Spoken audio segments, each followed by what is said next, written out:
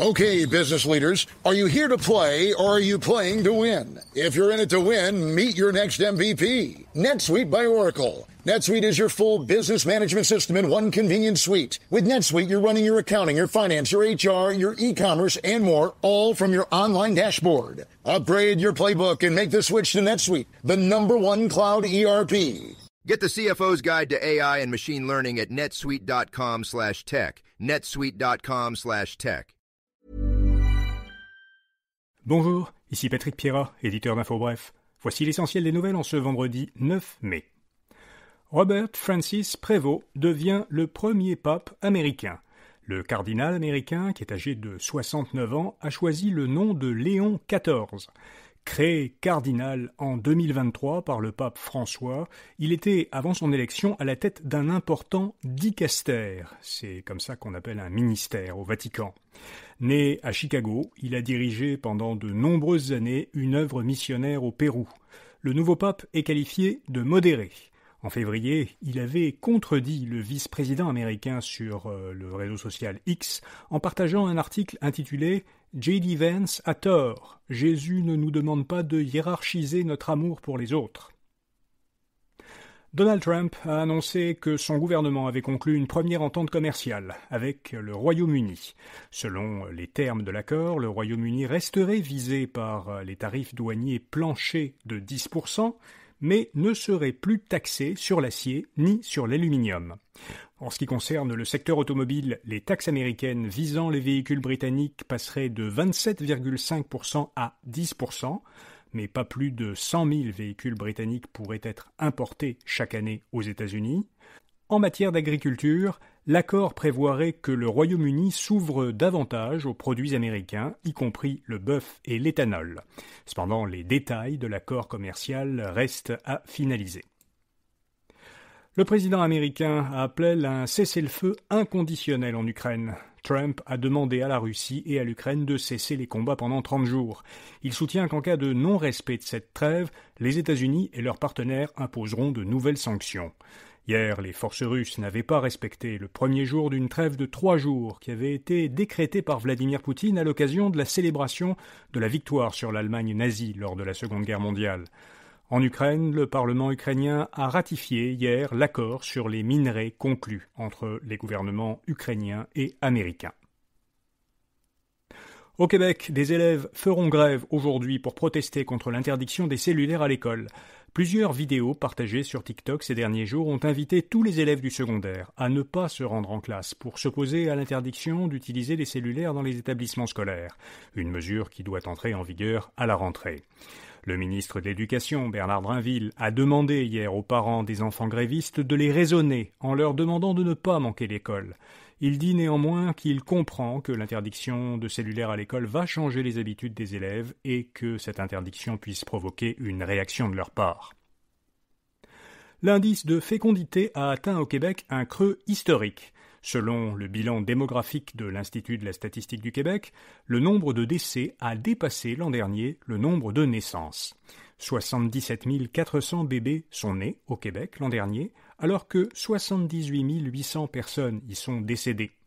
L'indice de fécondité était de seulement 1,33 enfants par femme. C'est le niveau le plus bas jamais enregistré au Québec. Le précédent creux historique était de 1,36 enfants par femme en 1987.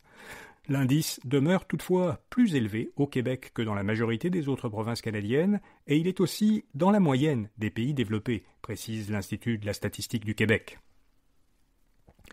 La société mère de Bell Canada, BCE, a amputé de 56% le dividende qu'elle verse chaque trimestre à ses actionnaires. L'entreprise explique que cette mesure vise à renforcer son bilan et à préserver ce qu'elle appelle sa souplesse dans le contexte actuel d'incertitude économique. Le cours de l'action de BCE avait chuté de 35% dans la dernière année. Alors, la baisse du cours avait propulsé inversement le rendement du dividende à près de 14% de la valeur du titre. Beaucoup d'analystes estimaient que ce rendement était intenable à long terme. La plupart des Québécois ont diminué leurs achats en ligne auprès de marchands américains. En mars, environ 3 Québécois sur 4 avaient réduit ou cessé d'acheter des produits américains, selon la plus récente enquête Net Tendance de l'Académie de la transformation numérique de l'Université Laval. Amazon a été boycotté par 17% des répondants. Les auteurs de l'enquête estiment que la proportion d'adultes québécois qui sont abonnés au service Amazon Prime a chuté.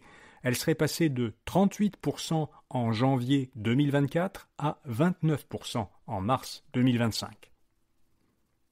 Germain Hôtel obtient 160 millions de dollars pour son expansion pan-canadienne. Ce tour d'investissement a été mené par la Caisse de dépôt avec la participation du Fonds de solidarité FTQ et d'Investissement Québec. Les fonds doivent aider Germain Hôtel à consolider son réseau et à accélérer son développement à travers le Canada pour dépasser les 20 établissements. L'entreprise de Québec doit ouvrir cette année un nouvel hôtel à l'aéroport d'Ottawa. Elle prévoit d'ouvrir 2 autres établissements au cours des prochaines années, l'un au Casino de Montréal et l'autre à Vancouver. La techno montréalaise Amelia obtient de son côté 35 millions de dollars. Amelia a créé un logiciel de gestion et d'inscription en ligne pour les organisations des domaines du sport et des loisirs. La clientèle de l'entreprise est composée de centres communautaires, de municipalités, de camps, de complexes sportifs et de programmes parascolaires.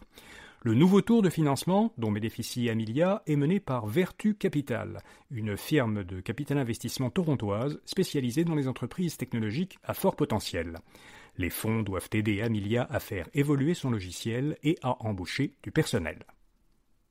Et puis, Bill Gates devance le moment où il fera don de sa fortune. Le milliardaire américain de 69 ans, cofondateur de Microsoft, prévoyait déjà de donner la totalité de sa fortune à sa fondation pour qu'elle l'utilise à des fins caritatives.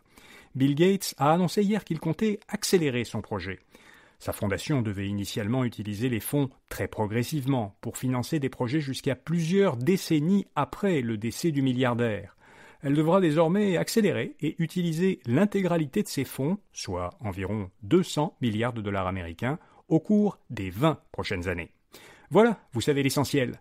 Comme chaque vendredi, on publie dans l'infolettre InfoBref Matin une courte sélection des meilleurs rabais de la semaine disponibles en ligne. Vous la trouverez à infobref.com ou en suivant un lien vers cette rubrique dans les notes de l'épisode.